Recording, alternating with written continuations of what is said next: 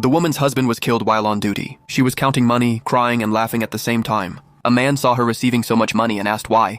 A companion immediately explained that if you die at the hands of a criminal, your family receives a death gratuity.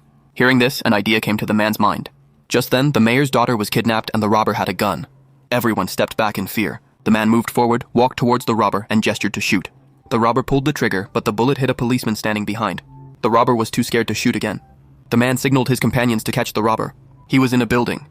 Where the robber had held the mayor's daughter hostage, he came out of hiding, took out a bottle of liquor, and took a long swig. The kidnapper thought the man was mocking him. The man took off his shirt, which had a target on it, and said, "Shoot." The robber was so nervous that the gun fell from his hand. The man picked it up and handed it back, but the robber knew how severe the punishment was for killing a police officer, so he didn't dare pull the trigger. Then the robber asked for a drink. An hour later, both were drunk. The police easily captured the robber, and the man was promoted for his actions. He and the police were chasing a female assassin. She took out a throwing knife and threw it at the wall.